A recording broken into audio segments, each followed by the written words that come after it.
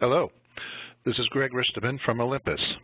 I'd like to welcome everyone today to this webinar on the advantages of eddy current array over magnetic particle and penetrant testing for carbon steel surface inspection. In this webinar, we will review the new weld inspection solution and present results that demonstrate the solution's effectiveness for inspecting carbon steel welds. This presentation is technically advanced and is addressed to NDT operators and engineers. Our presenter today is Tommy Bourgelat. Tommy is a product manager for the Olympus eddy current testing and bond testing product lines. He has over 16 years of experience working to develop new eddy current and bond testing products and applications. This informational webinar will last approximately 1 hour. If you have questions, please type them into the Q&A panel in the lower right portion of your screen during the presentation. The chat panel is not used. If we are not able to get to your question during the live webinar, they will be addressed personally either by email or phone after the event. Now, without further ado, I'd like to turn the presentation over to Tommy. Tommy, take it away. All right, thank you, Greg. Hello, everybody. Thank you for attending this webinar. So today our agenda, briefly, will review shortly the industry problems leading to the development of that solution. We're going to talk about this Magnaform, that's the name of the product, the Magnaform solution, how it works, and as Greg mentioned, some results on various parts and applications to demonstrate the effectiveness. So, briefly, let's start with a recap on the current surface inspection method problems or known problems in the industry. Starting with the magnetic particle inspection, or MPI, basically it's the globally preferred method for inspecting carbon steel welds today. It's very good for surface breaking defects. The principle uses, basically, MPI uses strong magnetic field to magnetize the metal, so the particles attach to the discontinuities. That's pretty widely known anyway. I'm going to try to go fast on those slides a little bit, so I suppose this is known to most of you guys. The penetrant testing basically is an alternative on being mostly used on non-ferromagnetic surfaces or cases where the MPIs is more challenging. And it's also detecting only surface breaking defects. Principle, again, this is known stuff. The paint must be stripped and a thorough cleaning needs to be done before the inspection. And application of chemical waiting for the process is also needed.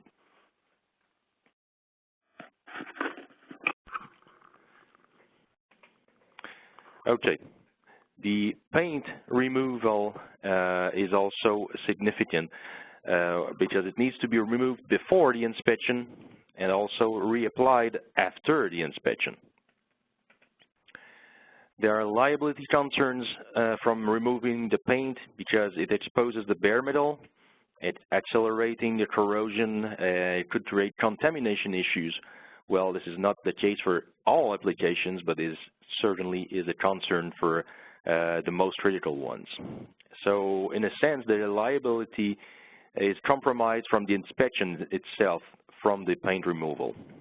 So, playing with chemicals is also creating an environmental issue, which is basically a growing concern these days, as governments and agencies and companies are trying to get rid of chemicals for a greener process. Not to mention the cost of disposal, if done properly. This is a lot of chemicals needs to be employed, a lot of cans, a lot of quantity needs to be employed when using PT or MPI. The paint removal and the downtime caused by the inspection are often regarded because it is known that the direct cost of MP or PT is relatively low. So, however, the entire process, taking the paint removal and downtime, is a lot more costly than the inspection itself. Some additional limitations for MPI in particular, there's no depth sizing, no archiving. It's pretty tough to take a good picture of MPI, especially the wet mag. Multiple passes are required. False indications can appear on rough surfaces like the image on the right side, and not to mention the repeated effort from holding the yoke and reapplying the yoke on each and every place on the scanning pattern.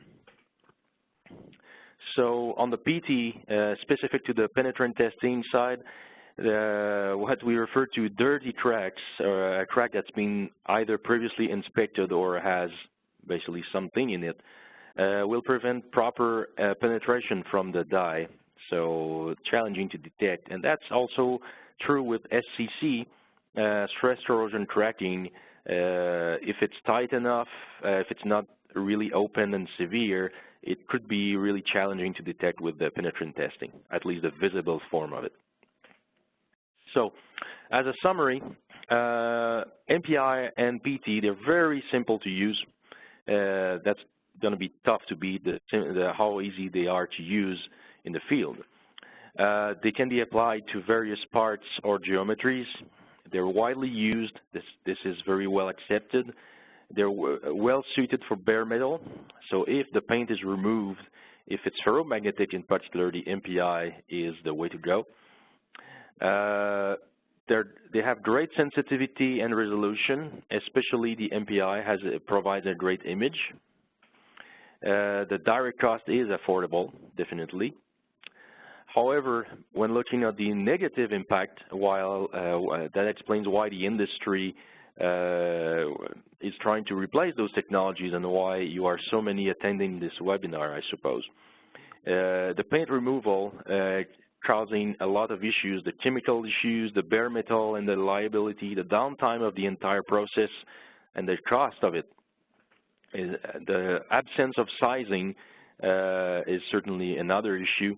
There's no easy archiving, so you have to trust the operator doing it and saying, yeah, it's been inspected and it's all right. So there's no proof, no data coming with that. Multiple passes are required. What ensures you that the scanning has been done properly? Again, it's the same trust that a company has to put in another company to do the job properly. The performance can be limited on tight or dirty cracks if it's the PT, and there's also potential for false indications and a lot of area for interpretation, especially on rough surfaces. All right, enough talked about the PT and MPI. Now it's time to talk about the Magnaform solution, what this makes it a distinctive solution for carbon steel weld inspection. First of all, this sensor or probe or solution can inspect through the paint, so it does not need to be removed. It's being tested heavily on paint thicknesses or shims very much because the paint does not affect the results. It's up to 3 millimeters thick without any problems. It's covering the entire weld surface. This is basically a 3 or 3.5 inches long sensor that covers everything, the heat affected zone, the toe, the crest, and crevices also in a single pass. And it maintains a similar detection everywhere. There's no more lift-off headache, so up to now, eddy current, because this is an eddy current-based sensor, eddy current has been somewhat challenging for inspecting welds because of the weld geometry causing lift-off issues. We're going to be talking about lift-off a little bit later on, but this sensor eliminates this problem because it's, first of all, it's a flexible array probe that maintains a pretty good contact, but not a perfect contact. But this is not the problem because there's also a software side that compensates dynamically the lift-off to correct the sensitivity. So it's a combination of both that makes it interesting. It's a very durable inspection. This magneform is very durable, has been drop tested and everything. We tested up to 22 kilometers scan before we noticed that, yeah, maybe it could be changed. The wear face could be changed. So 22 kilometers on actual steel on a test bench was pretty impressive. It's ready to inspect, can be fit into hand scanner or semi-automated scanners. So those are pictures of our most up-to-date scanners that we launched last summer.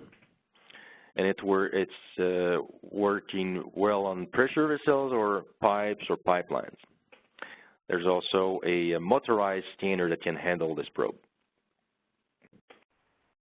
This is accessible technology, affordable solution that works with the Omniscan image flaw detector, and it's using a special software called the MHC Weld software derived from the commercial standard Eddy current array software. It has also an interesting feature that we just added to allow the depth evaluation of a surface breaking defect. So the user can quickly evaluate the depth severity for screening purposes by selecting the defect and displaying the depth. All that comes with imaging. It's an instant interpretation because the instrument screen displays the image of the weld, okay? And you can archive those results easily by saving, producing reports, etc. on the instrument. Post-analysis is also possible. You can load the files, play with the data, and modify the setup if you really wanted to. You can do all sorts of things on the instrument.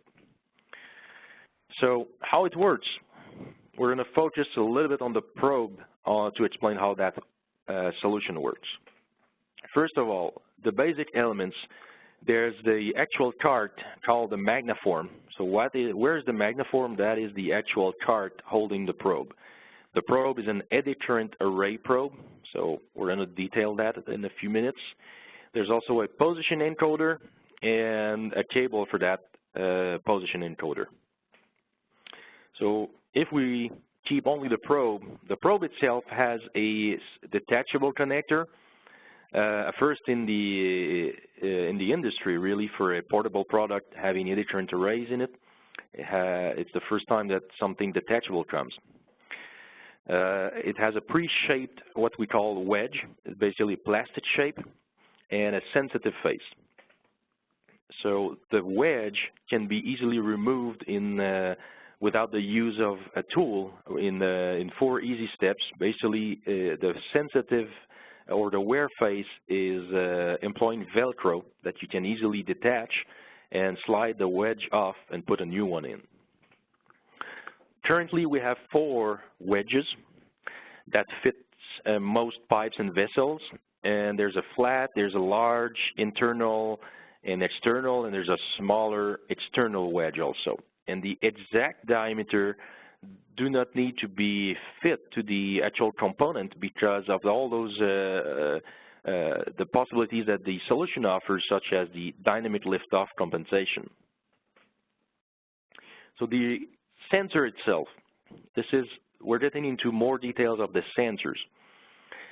It has a 16 plus 16 sensors, and there are 2 types. We're going to explain that. And it has active circuitry, amplifiers, and various things in the connector handle that makes that possible in a detachable format. And this is a picture at the lower screen that shows probably the closest to the actual sensor. I wanted this presentation to be accessible to all, so it explains a simplified version.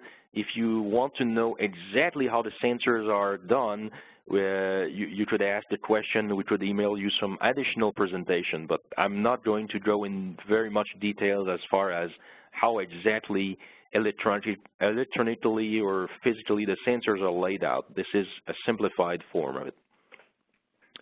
The sensors are using eddy current technology. Basically, the red lines display the lift-off, the distance between the coil to the actual part being tested.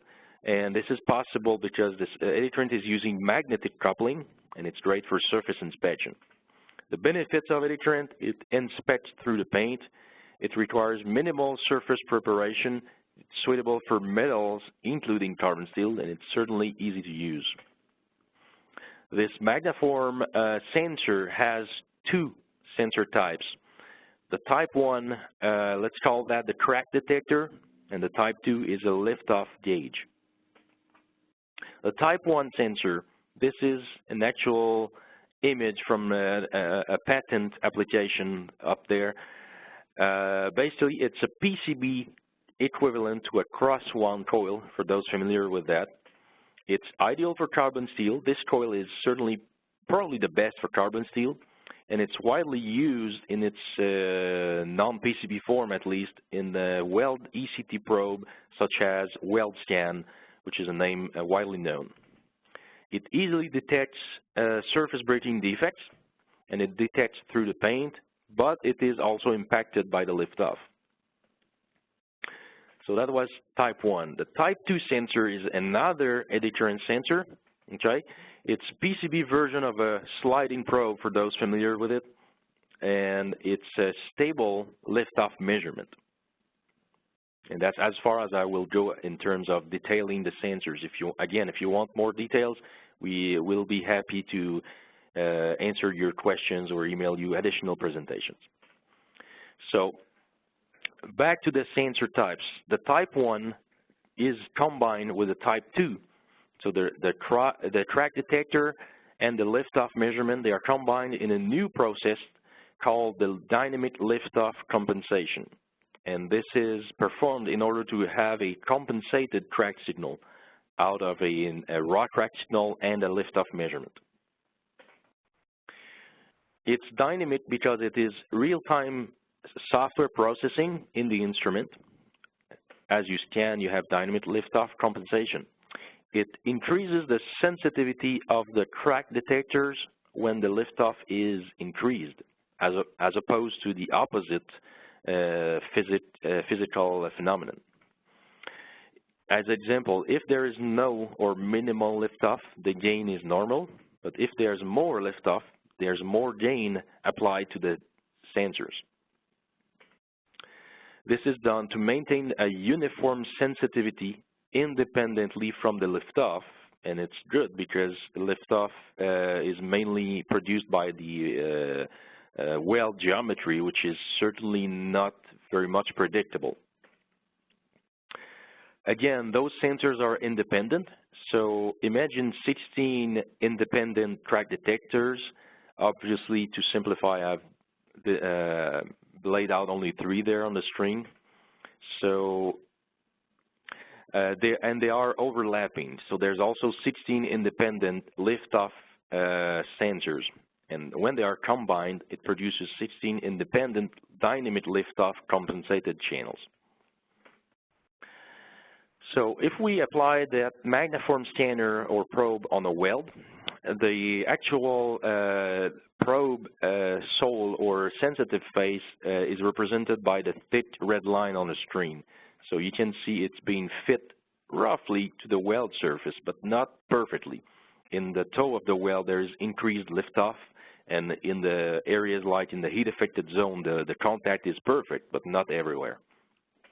So what happens is basically the flexible probe takes care of the gross fitting of the probe to the weld, and the rest is done by the software.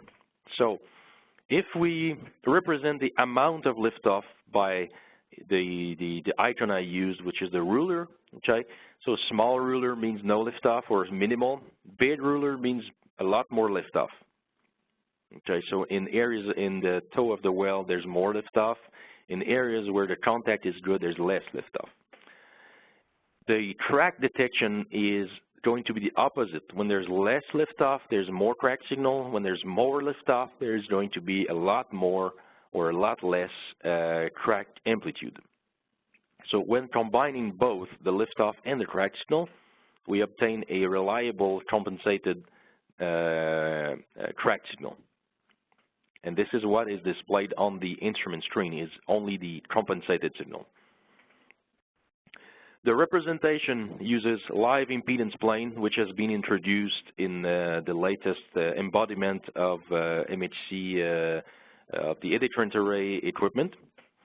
It's basically, we're watching the vertical amplitude and displaying that into the C-scan image. That C-scan image is representing basically a 2D mapping of the scan. It's displaying the indications according to the vertical amplitude and a color palette, so you could change or customize this. And the two axes, one is called the index axis. This is the actual coverage of the probe, 3 inches or so. The other axis is the scan axis, being typically the distance, and could also be the time if you wanted to. So, is sizing possible? Quick example. If we use various depth or defects, surface defects, 0.5, 1, 2, 3 millimeters deep, it's widely known that the depth of the surface breaking defects has a direct effect on the amplitude when using the Eddy current sensors. However, it's not that easy because there are other variables impacting the amplitude. The liftoff, which has been a concern for so many years, the magnetic permeability of the part itself, and the defect length or shape. So, how about the toe of the weld as an example? If we use the probe profile as before, and we put a 3 millimeter defect, not in the heat affected zone, but right at the toe of the weld, basically, because of the added liftoff, we could expect a reduced sensitivity. So I picked an example where a 3 millimeter defect typically looks like a 1 millimeter defect or so because of the added liftoff and the decreased sensitivity. That is before Magnaform was introduced, and dynamic liftoff compensation corrected this because the dynamically compensated sensor helps fixing this sizing issue in order to retrieve an amplitude that is very similar to the defect being scanned without additional liftoff.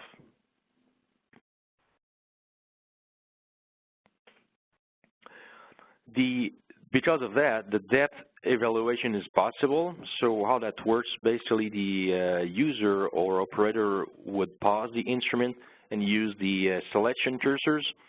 And right after selecting the defect, a sizing display, the depth is displayed on the top left of the screen with a millimeters or inches reading. So while doing that, the length of the flaw is actually being taken into account in the sizing algorithm in order to compensate for shorter defects or longer defects in order to get a more accurate sizing. Now it's time to talk about the results on various parts. I've picked the most relevant examples, mostly weld inspection results, but also some stress corrosion cracking results at the end. For the results were highly interesting. So I hope you don't mind the extra results on this presentation. Okay, starting with a painted pipe, carbon steel pipe, 6.5 inches. The wall thickness is about 1/2 inch. Paint thickness was made very thick, actually two applications, just to push the limit a little bit of the tool. Machine flaws were used in and around the weld, so they were made using EDM process, and all the sizes were measured for comparison purposes. The weld has 4 fillets on the top, and it's covering approximately 1 inch in most places. The surface is certainly rough. The surface of the weld itself was rough. However, obviously it's painted. So this is a scan made with the simple cart. The representation, basically, again, this is the index axis or the coverage of the probe, and the other axis is the because that was a pipe. This is a circumferential axis, or the 360 degrees. In brighter shade, you can see the heat affected zone. in the middle, this is the weld area. And obviously all those indentations are the various defects placed along the weld in the heat affected zone, crevices, toe, center, all areas of the weld. And what that screen shows is it can work through paint, it can detect with a relatively uniform sensitivity the same type of flaw everywhere.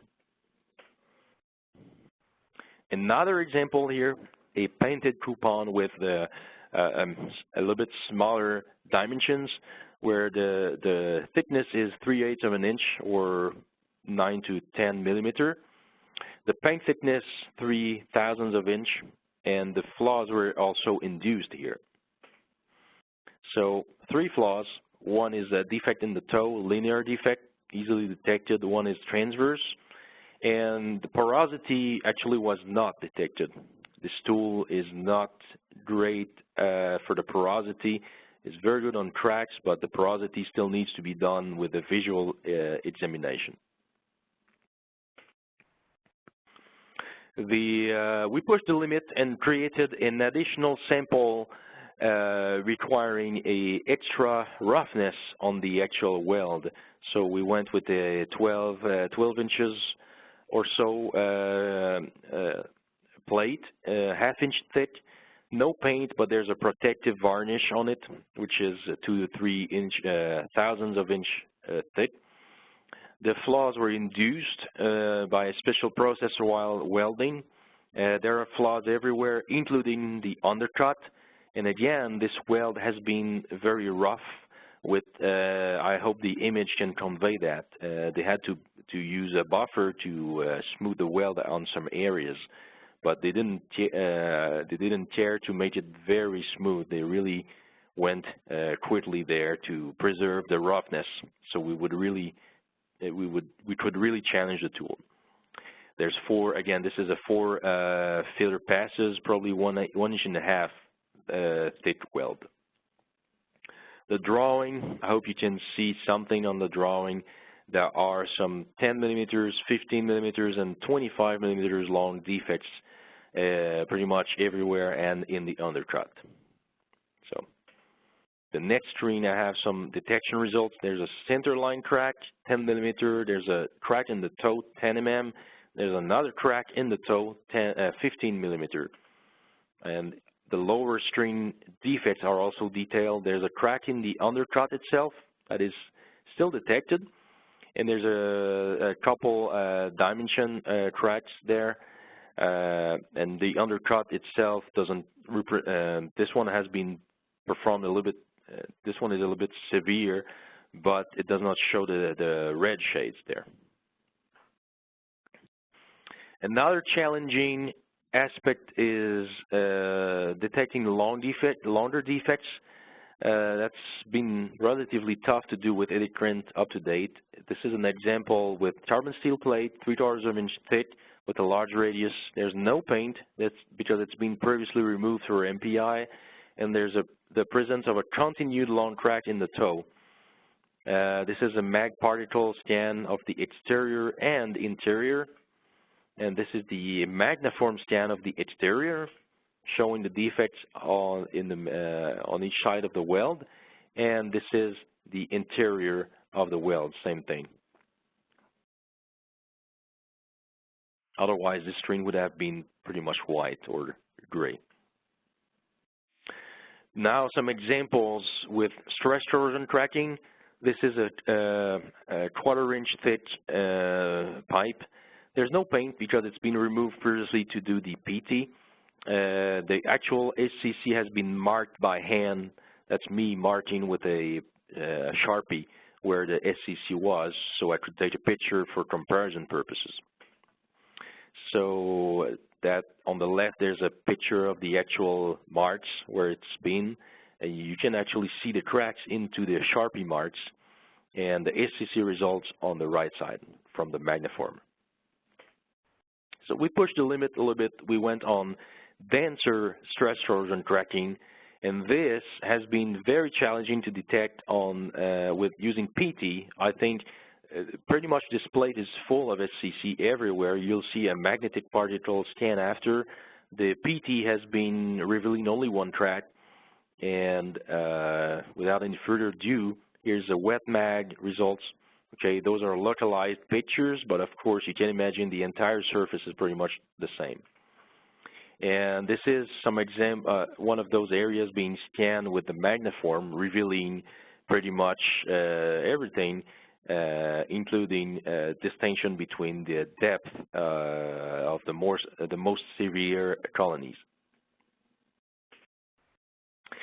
Now, that's nice, but if you add corrosion to this whole picture, this is another example where of a pipe that's been heavily corroded. We removed the paint to be able to sandblast it and add EDM or electro-discharge machining defects inside and outside the corrosion areas to be able to compare with and without corrosion. The results are pretty interesting.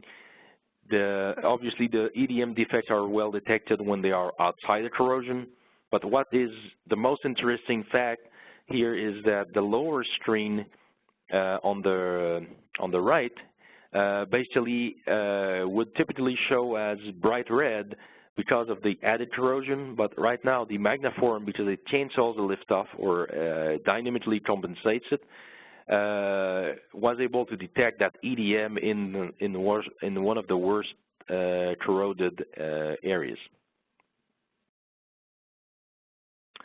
Yeah, I forgot this animation.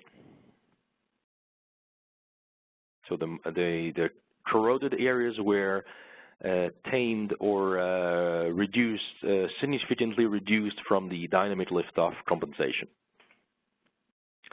So as a conclusion, this tool can inspect through the paint, has the dynamic liftoff compensation as the main driving force for obtaining all those results. A single pass is needed to cover a weld and not multiple passes anymore. It can do well on stress corrosion tracking, even in the most challenging applications such as corroded pipes. It can evaluate the depth.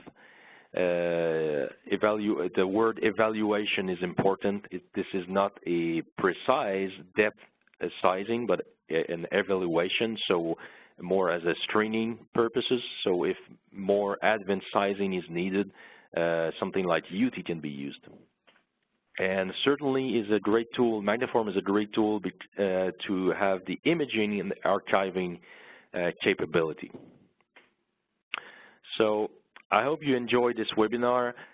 Again, as Greg mentioned, it is recorded and it's going to be posted on the Olympus-IMS website, so you can watch it again with the audio. I could see in the comments that some people lost the audio. Hopefully we recorded everything and it's going to be posted. Again, we're going to scroll through all of your questions and answer them separately by email. There seem to be a sheer amount of questions that's going to be better dealt with by email. Again, thank you very much. We appreciate you attending this webinar, taking some time at your office to watch this webinar. Thank you very much for attending. On behalf of Olympus, I'd like to thank all the attendees for joining us today and Tommy for his expertise and participation in today's event. We hope this material presented was informative and useful.